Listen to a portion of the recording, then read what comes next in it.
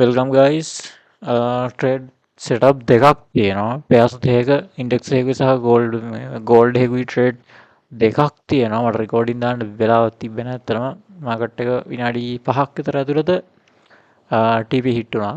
1 to 2 තමයි expect කරේ. දෙකම TP done වුණා. ඉතින්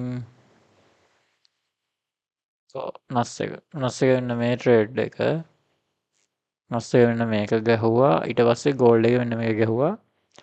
නස් එකේදී නම් මෙන්න මෙතනදී මම මාකට් එක තිබ්බේ. නමුත් දැන් වෙනකොට මෙන්න මේකයි தත්තේ. මම නස් එක වැඩිය ඉස්සර ට්‍රේඩ් කරා. දැන් ආයේ නස් එක මම වැඩිය ට්‍රේඩ් කරේ නැහැ. නමුත් නස් එක ගොඩක් දවසකින් තමයි මම පොඩි මේවා ට්‍රේඩ් කරා. නස් එක හරියටම ඇනලයිස් එකක් ගහලා නස් එක ට්‍රේඩ් කරේ අද. එතකොට මේ නස් එකේ මට තාම ලොකු අයිඩියා ගන්න නැහැ මේකේ TP තියන්නේ කොහොමද කියලා. හොඳම එක තමයි ෆික්ස් RR එකක් 1 to 2 1 to 3 ට්‍රේඩ් ගහන එක. මෙන්න මේ වගේ. නමුත් මම අර මෙතන ළඟම ලික්විඩිටි පොයින්ට් එකක් නැත්තම් මම ටිව්වාර නැත්තම් ළඟම ලික්විඩිටි පොයින්ට් එකකට තමයි මේ මම දාගන්නේ. හරි බලමු මේක මම ඇනලයිස් කරේ කොහොමද කියලා. එතකොට මේක ඇත්තට මේ නිව්යෝර්ක් එකේ ටර්ල් සුප් එකක් මෙන්න මෙතනින් මාකට් එකට හම්බෙලා තියෙනවා. මෙන්න මේ TS එක sorry එන්න TS එකත් එක්ක මම 3 minute එකේ ස්ට්‍රක් shift එකක් බැලුවා. මෙතනින් ස්ට්‍රක් shift එක ගත්තේ මේක ගොඩක් අයට අවුලක් තියේ මෙතන ස්ට්‍රක් shift එකක් ගත්තේ ඒයිද කියන්නේ. ඊට පස්සේ මෙතන මාකට් ස්ට්‍රක් shift එකක් මාක් කරලා දීපුවා. මම සාමාන්‍යයෙන් මෙතනදී candle body එකක් close වුණොත් trade break even කරන්නේ නැහැ. මෙතනදී wig එකක් විතර close වුණොත් මම trade එක break even දානවා. ඒක අර මගේ තියෙන setup එකේ rule එකක්. මම ඒ විදිහට තමයි trade කරන්නේ. එතකොට මෙන්න මේ මාකට් shift එක දුන්නාට පස්සේ මෙන්න FVG එකෙන් තමයි මම ලිමිට් දැම්මේ නැහැ. FVG මෙන්න මේ හරියෙන් තමයි මගේ මාකට් එකේ entry ටැප් වුණේ. මෙන්න මේ හරියෙන් වගේ. මෙතනින්ම නෙමෙයි.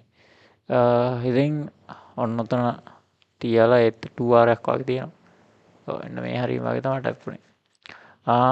ඉතින් මේ හැත්තෙනින් මම SL එක දාලා මෙන්න මේ high එකට උඩින් SL එක දාලා මෙතනට මම TP තියාගෙන හිටියා. මාකට් ස්ට්‍රක්චර් එක මෙතනදී මගේ TP අවුට් කරගත්තා. ඔය විදිහට තමයි නස් එකේ මගේ ට්‍රේඩ් එක සෙටප් වුණේ. මම දැන් ස්ටෝන්ටේටත් මෙන්න මේකේ මේ ස්ක්‍රීන්ෂොට් එකක් දාලා තියෙනවා. ඉතින් ඊට පස්සේ ගෝල්ඩ් එකෙත් අන්න ඒ ටයිප් එකේම ට්‍රේඩ් එකක් තමයි නිව්යෝර්ක් එකේ ටර්ල් සුප් එක දෙනකන් ඉඳලා මාකට් ස්ට්‍රක් shift එකකින් සහ FVG එකෙන් තමයි ට්‍රේඩ් එක ප්ලේස් කරන්නේ. මම 50% වලට තමයි දාලා තිබ්බේ. මෙතනින් මේ හරිය වගේ. මම සාමාන්‍යයෙන් TS කරන ලෙග් එකේ හයි එකෙන් තමයි දාන්නේ. TS එක උඩින් නෙමෙයි TS එක හදන ලෙග් එක උඩින් තමයි ස්ටොප් ලොස් එක දාන්නේ. මේකේ ෆික්ස් RR 2R එකක් ට්‍රේඩ් එකෙන් එක්සිට් වුණා. මෙතන මේ ලික්විඩිටි පොයින්ට් එකකුත් තියෙනවා. ඔය විදිහට තමයි ට්‍රේඩ් ප්ලේස් කරන්නේ. ඊට පස්සේ දවල් ලන්ඩන් එක. ලන්ඩන් එකේ ට්‍රේඩ් එකක් GU එකේ බලන් හිටියා. ට්‍රේඩ් එක මම ගත්තේ නැහැ.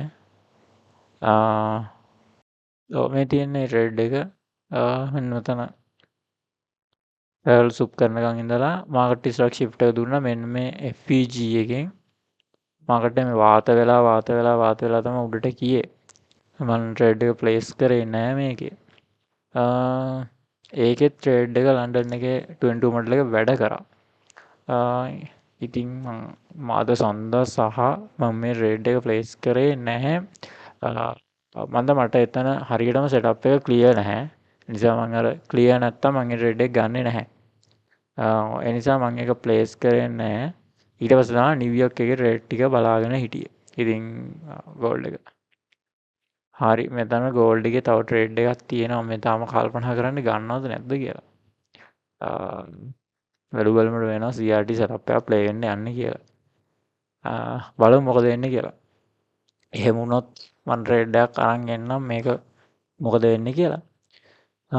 ඔය විදිහට තමයි අද දවසේ ට්‍රේඩ් එක ගියේ. මම වෙනම මේ මාකප් එකක් දැම්මේ නැහැ. රෙකෝඩින් එකක් දැම්මේ නැහැ. හරි.